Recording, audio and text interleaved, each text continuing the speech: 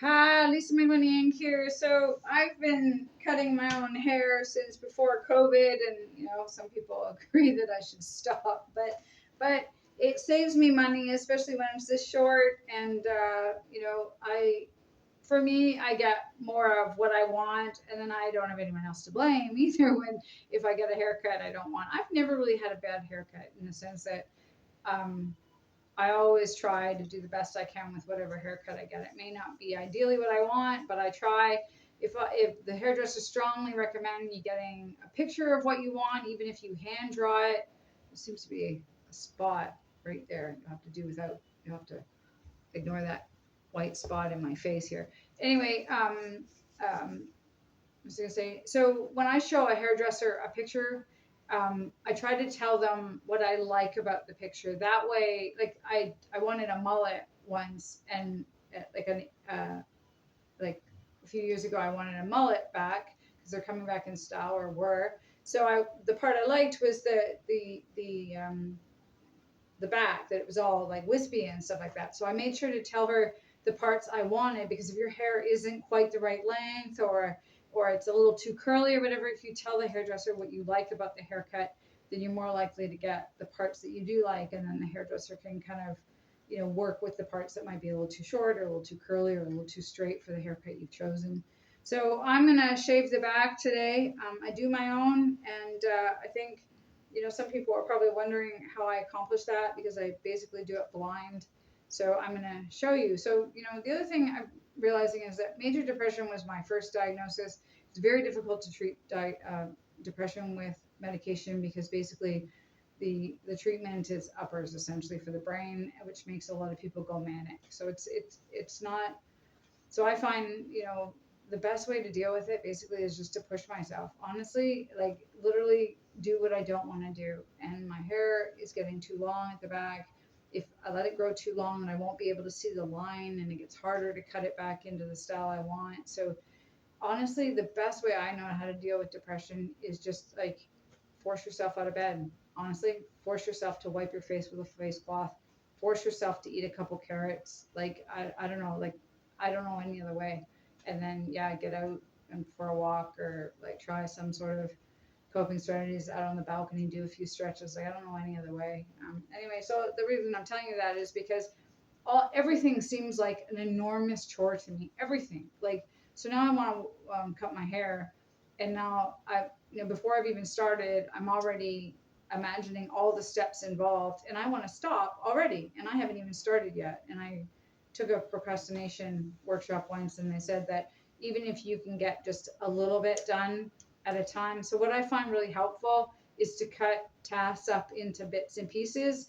So, let's say I want to cut my hair now. So if I have time, maybe the first step will be to just take out all the hairdressing things and unpack them, and then go have a cigarette, a crack pipe, a coffee, or whatever, wander around the block, do whatever you need to do. And then 20 minutes later, half an hour later, come back and put the cape on, and plan your hair and what you want to do with it and stuff. But I did that when I busked too, because busking was really nerve wracking. And so I had to do it in little bits. I was terrified. So I said, Lisa, just pack your bag. Okay, I've done that. Lisa, just get downtown. Okay. And then I would play some music on like a Bluetooth speaker, just to get my energy up, but also the streets energy up, because just starting dry is really tough. So I would play some music, and then I'd start to snap, and then I get more into it. So yeah, so I'm gonna get my hairdressing things here.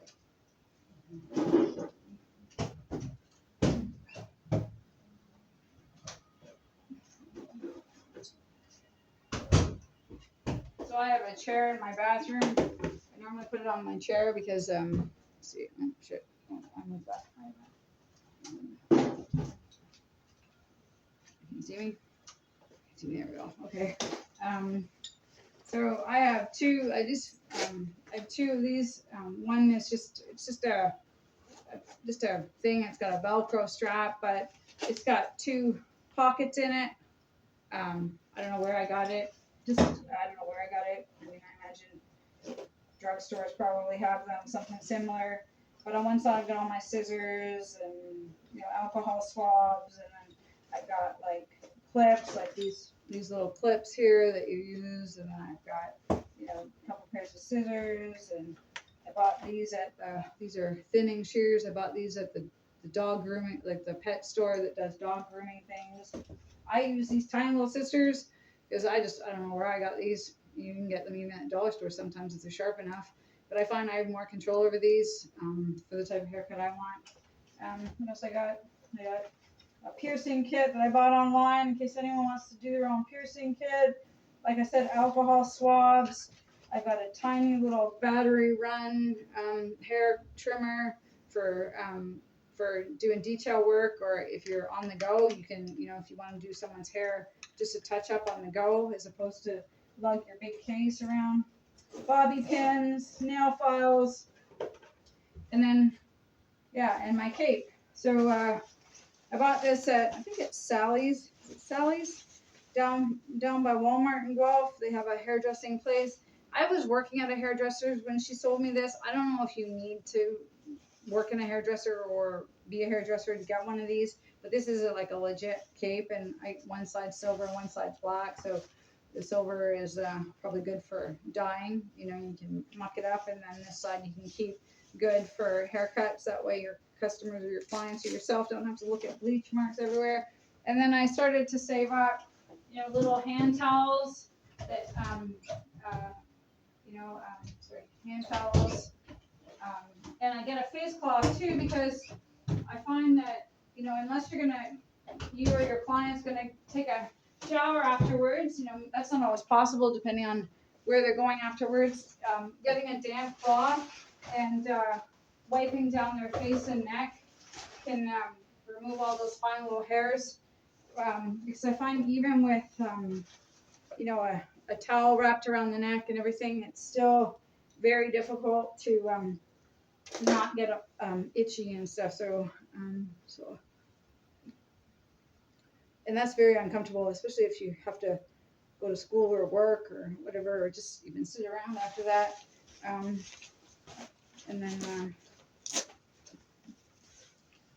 I'll do the black.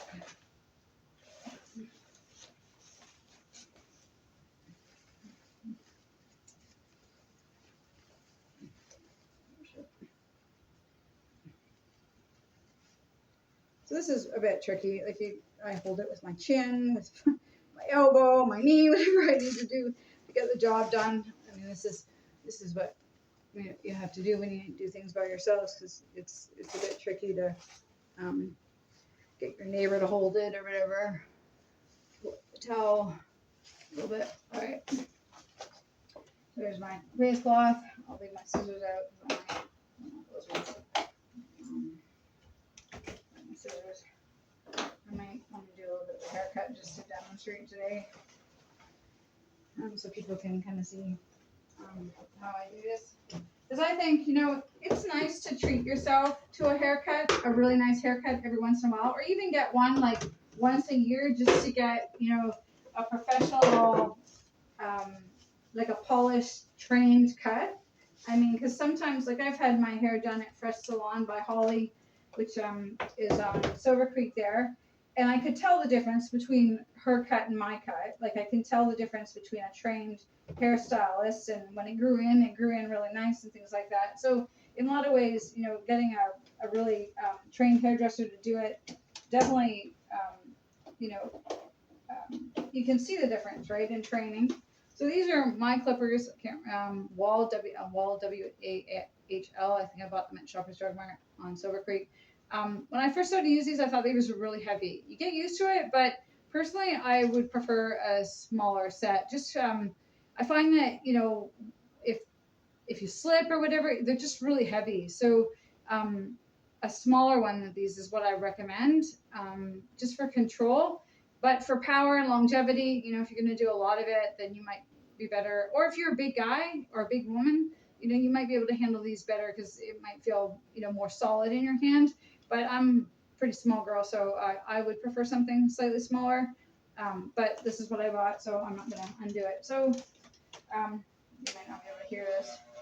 So basically, I hold it back to front. So if you take your hand and hold it back to front, and I start, because mine has a line right here, I start back here and do the detail work later, but I basically do just a trim over where it needs to be just one length and leave the detail work till last. So yeah, you have to press pretty hard. That's the other thing when you're doing somebody else, is that it's hard to tell like just how hard to press, and some clippers are better quality than others. So, um, you have to kind of, if you have someone that has a sensitive scalp, you might, like I said, want a better quality one just because it'll cut better possibly. Um, um,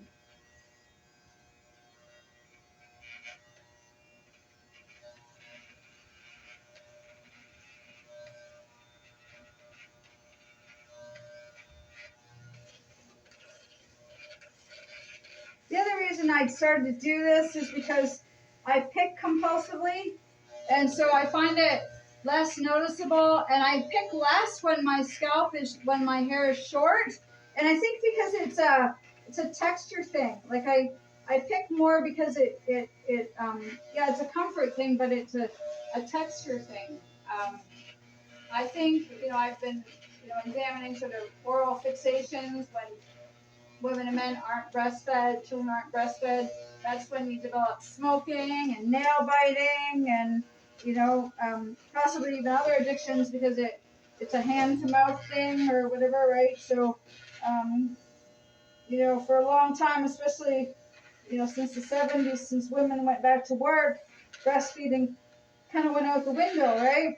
So, and then there was a return to breastfeeding, but then women seem to be not know when to enough is enough, And if the baby kept breastfeeding and the mothers just kept feeding them, and that gets weird, when you got 5-year-olds, trying to get other women's breasts out of their tops and stuff, like it just gets weird, So, um, there has to be a time when, you know, um, you start introducing a child to. But yeah, if you wean them too soon or too harshly, it's a there's no really good rule book. I mean, I think being as sensitive to your children's needs, look at their eyes if their body language, if they're shaking their head when you present a breast, maybe they're telling you that I don't want to be breastfed anymore, But because it's easy for the mother, they might continue into that. So I don't know how I'm doing here. I find it really difficult to get it even. I don't know if it's just the crevices in my head but I find there's always one little patch where I'm like, that's too long. That's longer than everything else. And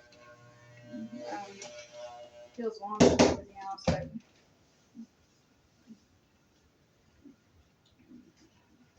let's see here.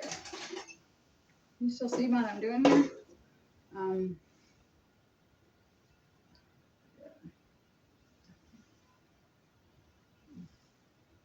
oh, did I just cut a big chunk out of the back of my head? I think I did. No. Anyway. The other thing I find too is that usually a day or two after shaving, it looks better. It's just one of those things. It's kind of like almost everyone, goes through. When they first get their hair cut, it looks too cut. Well, you just came from the hairdresser, didn't you? So it gets um,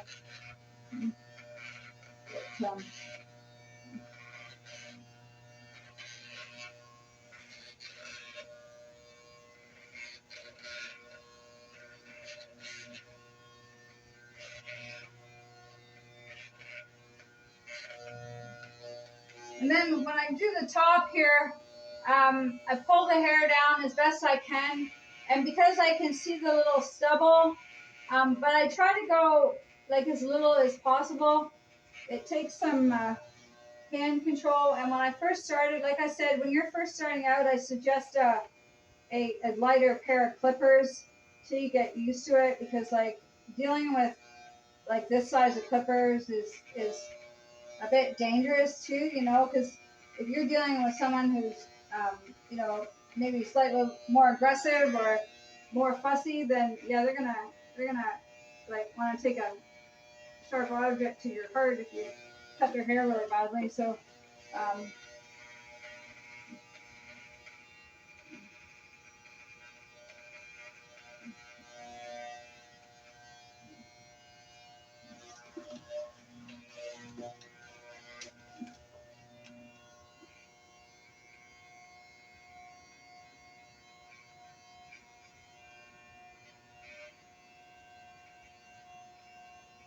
So, like I said, I don't recommend this cut by yourself.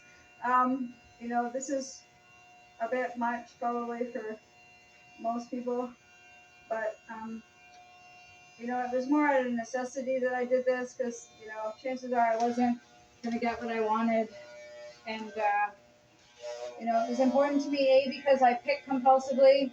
It was important to me that I have this cut. Also, historically, you know, um, being doing the punk lifestyle, I wanted to keep the retro haircuts alive and bring them to up to date. Um, Bring them more up to date.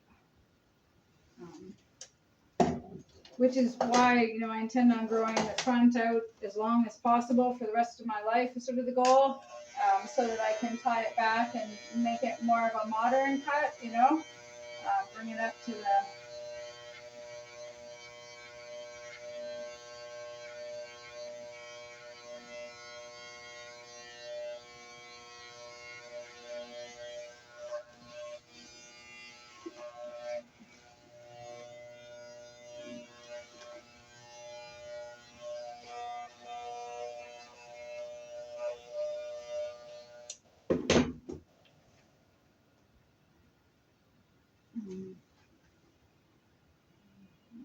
I didn't do too good job of that. Do a very good job of that, but it is what it is. So the other thing I do is when I'm doing it, if I can, I try not to be overly fussy either because the fussy you get with it, I can see right here that it's a little off. So I memorize the spot on my head, and then I turn on the clippers and um, you know.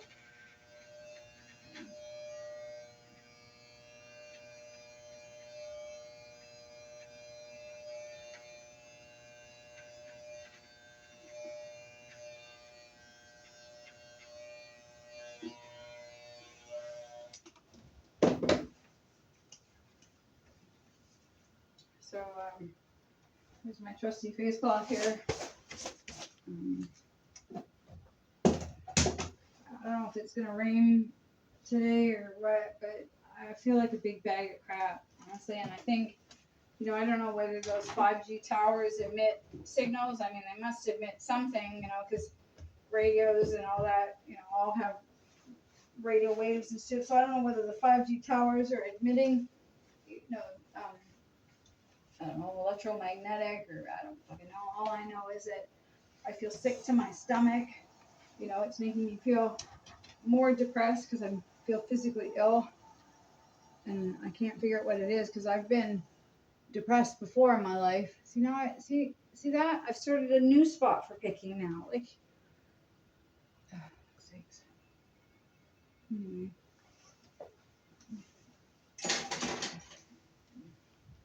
Yeah, yeah.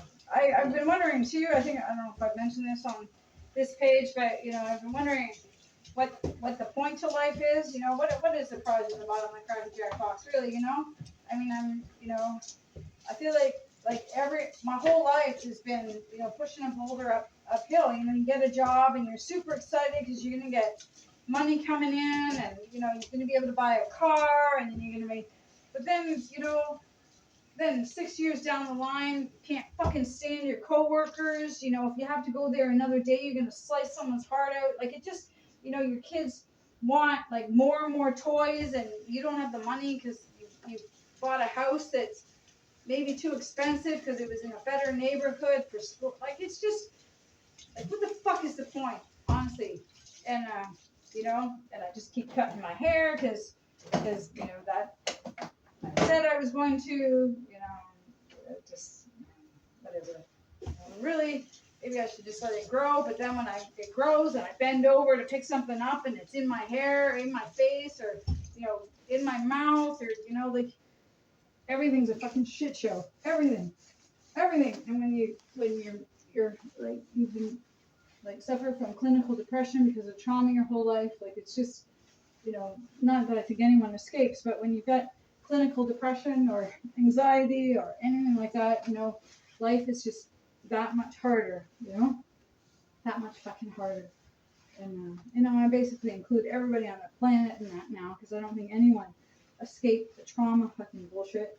So, now we're all fucking clinically depressed. We're all anxious. We're all fucking stuffing our faces full of chocolate and chips and heroin and fucking meth and weed and cigarettes and shopping and sex and just, we're just one big walking wound, basically. One big fucking walking wound. Which is definitely the devil's playground, Definitely the devil's playground. Where are we now here?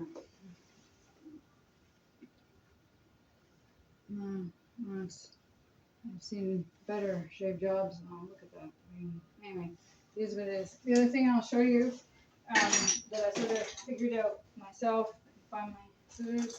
There we go. So my mom used to say that you have to carve meat with the grain. I didn't really understand that. Still don't really with the grain. But if you can see here, the grain of my hair right there would be right along there. So you put your scissors right with that grain if you want to thin it out, and you would just cut along the grain.